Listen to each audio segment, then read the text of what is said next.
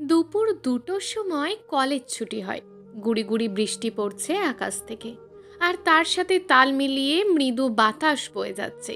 শান্ত নির্জীব প্রকৃতি অশান্ত রূপ ধারণ করে। করিডোরে বৃষ্টির বিন্দু বিন্দু পানির ঝংকার শোনা যায়। ক্লাস ছুটির পর প্রায় সব ছাত্রছাত্রী বাড়ি চলে গেছে। বৃষ্টির বেগ এত তীব্র নয়। উষ্ণ শীতের মরশুমে এমন বর্ষণ স্বাভাবিক, তাই এই বৃষ্টি থামার অপেক্ষা করে লাভ নেই। মেঘ আর আদ্রিয়ান গাড়ি করে চলে গেছে। নোহাও ক্লাস ছুটি হলে লাইব্রেরিতে গিয়েছিল প্রয়োজনীয় বই সংগ্রহ করতে, তাই একটু দেরি হয়ে গেছে। লাইব্রেরি থেকে বের হয়ে নোহা কলেজ করিডোরে আসে। কাল রাত থেকে আকাশে কালো মেঘের আবির্ভাব দেখে নুহা আশঙ্কা করেছিল আজ হয়তো বৃষ্টি পড়বে, তাই ব্যাগে ছাতা ভরে রেখেছিল। সারা কলেজ জুড়ে এখন নিস্তবতা। কলেজ গাউনে আশেপাশে কোনো ছাত্রছাত্রী নেই, সবাই বাসায় চলে গেছে। নুহারও এখন বাসায় চলে যাওয়া উচিত। নুহা কাঁধে ঝুলন্ত ব্যাগ থেকে কালো রঙের একটা ছাতা বের করে, তা নিয়ে হাঁটা শুরু করে। কলেজ গাউনের মাঝ অবধি যাওয়ার পর হঠাৎ তার চোখ যায় কলেজের পূর্ব পাশে এক ছোট্ট পুকুরের দিকে। ওটা পুকুর নয়, বরং ছোট্ট সুইমিং পুল। কলেজের ছাত্রছাত্রীদের একান্ত সময় কাটানোর জন্য তৈরি করা হয়েছে। নোহা পুকুর দেখে নয়, পুকুরের পাশে থাকা এক বেঞ্চের ওপর থাকা এক যুবকের শরীরে পরিহিত শার্ট দেখে চমকে যায়। এই শার্টের কালার ভীষণ পরিচিত তার। কোথায় দেখেছে? মাথার উপর চাপ প্রয়োগ করার পর মনে পড়ে, আরে এই শার্ট তো তিহানের। তিহান নামটা মনে পড়তেই নুহা চমকে ওঠে। তিহান এখানে কি করবে? শেষ ক্লাস আগে একবার তিহানকে দেখেছিল, কিন্তু এরপর আর দেখেনি। প্রথমে নোহার একটু টেনশন হলেও পরে ভাবলো হয়তো তিহান বাসায় চলে গেছে। কিন্তু না, তিহান বাসায় যায়নি, কলেজে ছিল। তবে ক্লাস কেন করেনি? তাছাড়া কলেজ ছুটি হয়ে যাওয়ার পর সব শিক্ষার্থী চলে গেছে, কিন্তু তিহান এখনো কেন যায়নি? পুকুর পাড়ে বসে কি করছে? তবে এত দূর থেকে স্পষ্ট বোঝা যাচ্ছে না বেঞ্চে বসে থাকা মানুষ কি সত্যিই তিহান নাকি অন্য কেউ। নুহা কি একবার গিয়ে দেখবে? প্রায় 5 মিনিট পর নিজের মনকে শান্ত করে নুহা এগিয়ে যায় পুকুর পাড়ের দিকে। পুকুর পাড়ে বেঞ্চের কাছে গিয়ে সে পুনরায় অবাক হয়, এটা সত্যিই তিহান। বৃষ্টির বিন্দু বিন্দু ফোঁটা গড়িয়ে পড়ছে তিহানের উস্কো খুস্কো চুল বেয়ে মুখশ্রীর ওপর। সরু কাঠের তৈরির বেঞ্চের উপর শরীর হেলান দিয়ে বসে আছে, মাথা উঁচু করে পুকুর পানে অপলক দৃষ্টিতে অদ্ভুত ভঙ্গিতে তাকিয়ে আছে। পুকুর পানে আপন মনে তিহানকে তাকিয়ে থাকতে দেখে নোহা সেই দিকে তাকায়, কিন্তু জলের সুবিশাল রাশি আর নিস্তবতা প্রকৃতির মাঝে পাখির কোলাহল ছাড়া আর কিছুই শুনতে পায়নি। নোহা এবার যথেষ্ট অবাক হয়ে যায়। তিহান ঠিক আগের মতোই বসে আছে। নোহার আগমন কি সে টের পেয়েছে? তা বোঝা গেল না। নোহা এবার বলে ওঠে, তিহান কি হয়েছে আপনার? কলেজ ছুটি হয়ে যাওয়ার পরও এখানে বসে আছেন কেন? বাড়ি যাবেন না? নোহার ডাক হয় তিহানের কান অবধি পৌঁছায় না। সে এখনও নির্লজ্জ ভঙ্গিতে বসে আছে। নোহা পুনরায় ওর কাছে গিয়ে বাধ্য হয়ে শরীরে মৃদু ধাক্কা দিয়ে বলে ওঠে, তিহান শুনছেন আমার কথা? এমন অদ্ভুত ব্যবহার কেন করছেন আপনি? তিহান তিহান এখনো শান্ত। নোহা খেয়াল করলো তিহানের চোখ বেয়ে টপ টপ করে পানি গড়িয়ে পড়ছে। তিহান কি কান্না করছে নাকি বৃষ্টির পানি? নোহার সন্দেহবোধক দৃষ্টি নিয়ে এগিয়ে যায় তিহানের কাছে। এরপর ওর সম্মুখে দাঁড়িয়ে ওর মুখশ্রী পর্যবেক্ষণ করে। সত্যিই তিহান কান্না করছে, কিন্তু হঠাৎ কান্না করবে কেন? কোনো পার্সোনাল প্রবলেম কি হয়েছে? না হলে তিহানের মতন এমন হাসি খুশি থাকা ছেলে কখনো কান্না করে না। নোহা তিহানের মুখ ওপরে তুলে আলতো হাতে ধরে বলে ওঠে, কি হয়েছে তিহান? আপনি কান্না কেন করছেন? সম্মুখে থাকা নারী নোহা না অন্য কেউ তা তিহান দেখল না। নিজের মনে শত কষ্টের প্রকাশ করতে নোহার কোমর জড়িয়ে হাউমাউ করে কেঁদে ওঠে। হঠাৎ তিহানের এমন ছোঁয়ায় নোহা অবাক হয়। তার শরীর কেঁপে ওঠে। হাতে থাকা ছাতা মাটিতে গড়িয়ে পড়ে যায়। নোহা স্থির হয়ে দাঁড়িয়ে থাকতে পারে না। তিহানের কান্নার বেগ বাড়ল। নোহার পেটের উপরে তার মাথা চেপে ধরে তিহান। নোহা শান্ত হয়ে তিহানের মাথায় হাত রেখে প্রশ্ন করে, তিহান কি হয়েছে আপনার? কান্না করছেন কেন? কোনো সমস্যা হয়েছে? বাসায় কি কেউ অসুস্থ? নোহার কথায় তিহান অস্পষ্ট স্বরে গুঙিয়ে বলে ওঠে, মেঘ আমায় ভালোবাসেনি নোহা, ও আদ্রিয়ানকে ভালোবাসে। মেঘ ভালোবাসেনি? মানে নোহার মনে এই কথাটা তীরের মতন বিঁধে যায়। নোহা যেন হতবম্ব হয়ে যায়। মেঘ তিহানকে কেন ভালোবাসবে? আর তিহান কি মেঘের জন্যই কান্না করছে? আদ্রিয়ানকে যে মেঘ ভালোবাসে, তাদের দুজনের মধ্যে যে প্রেম ঘটিত কোনো সম্পর্ক রয়েছে, তা নুহা আগেই ঠিক ধারণা করেছিল। আর আজ দুপুরে তার ধারণা সঠিক প্রমাণিত হয়েছে। কিন্তু এর জন্য তিহান কষ্ট পাচ্ছে কেন? নুহার মাথায় তখন একটা কথা মনে হয়, সে অবাক হয় ভেবে। তিহান কি মেঘকে ভালোবাসতো? মানে সিরিয়াসলি?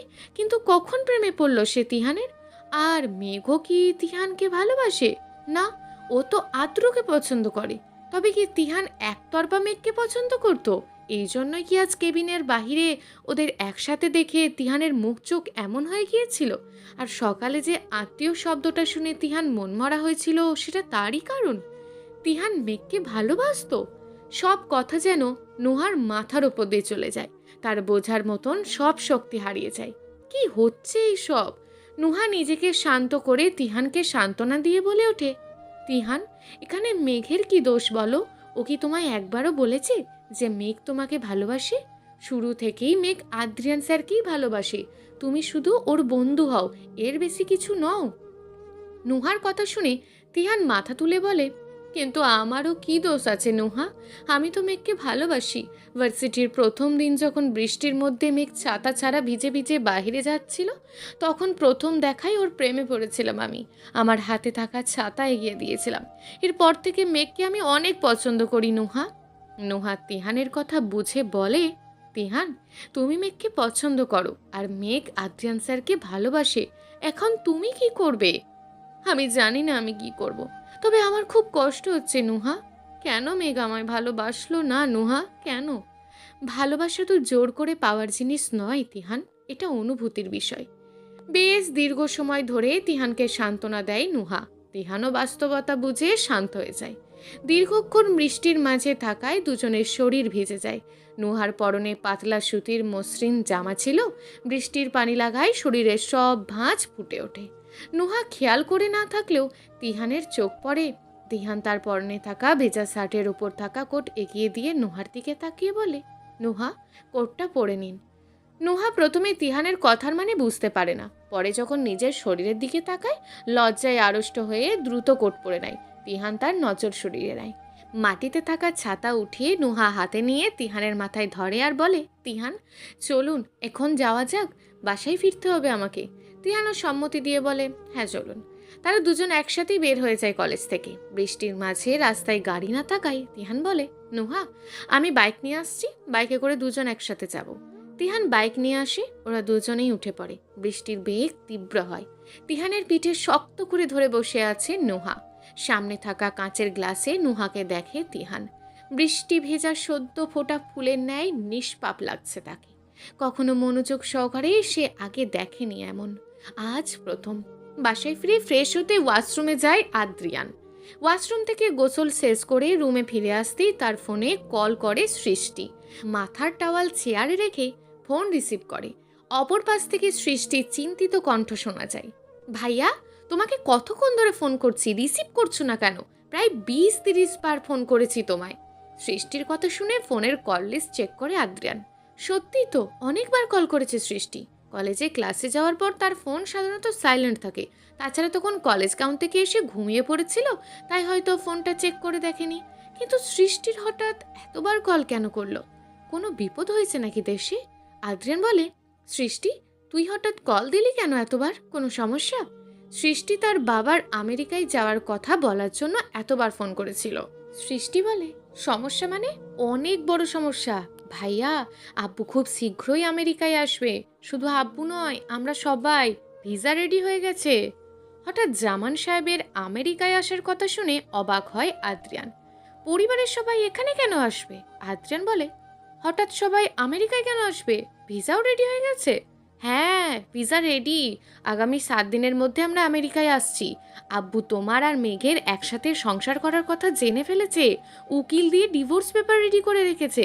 আমেরিকায় আসলে ডিভোর্স করাবে অবশ্যই।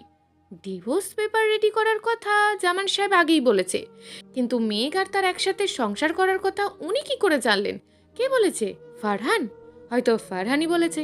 তবে জামান সাহেব যা জেদি, উনি যদি বলেন ডিভোর্স করাবে মানে অবশ্যই করাবে।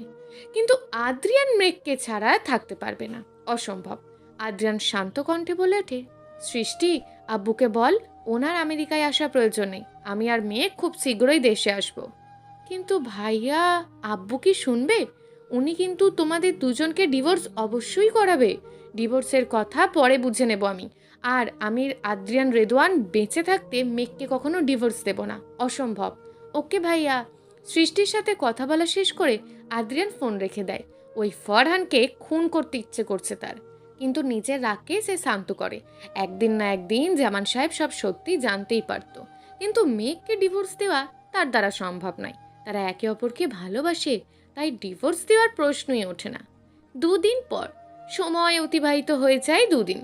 আজ ফার্স্ট ইয়ারের সকল ছাত্রছাত্রীকে নিয়ে দুর্গম পাহাড়ে ক্যাম্পে যাবে কলেজে। তার মূল দায়িত্ব রয়েছে ডক্টর জিয়া আর ডক্টর আদ্রিয়ানের ওপর। তারা বাসে করে কলেজ থেকে বের হবে, আর বাসে এখন কাজের লোকজনও চলে এসেছে। আর কারান আর আবিহা কাল ফিরবে। জামান সাহেবের আমেরিকায় আসার কথা শুনে মিরাজ সাহেব আর ফারহানা বেগমও আসবেন। যদিও মিরাজ সাহেবের কাজ শেষ হয়নি। কলেজ গেটের বাহিরে 2টো বাস দাঁড়িয়ে রয়েছে, যার মধ্যে একটাই অর্ধেক ছাত্রছাত্রী রয়েছে আর অন্যটাই বাকি। ভর্তির রোল হিসাব করে তাদের আলাদা করা হয়েছে। বাসের সিটে হেলান দিয়ে বাহিরে তাকিয়ে আছে মেঘ, তার সিট জানালার পাশে। তার সাথে নুহা বসে আছে। আদ্রিয়ান এখন এই বাসে নেই, অন্য বাসে রয়েছে। সেখানে ছাত্রছাত্রীর কোনো সমস্যা হয়েছে কিনা তা চেক করছে। জিয়াও রয়েছে ওই বাসে। সব ছাত্রছাত্রীকে চেক করে ঠিক করা শেষ করে আদ্রিয়ান যখন বাস থেকে নামতে যাবে, তখন তার পিছন পিছন জিয়াও বাস থেকে নামা শুরু করে। আদ্রিয়ান বলে ওঠে, জিয়া, তুমি কোথায় যাচ্ছ?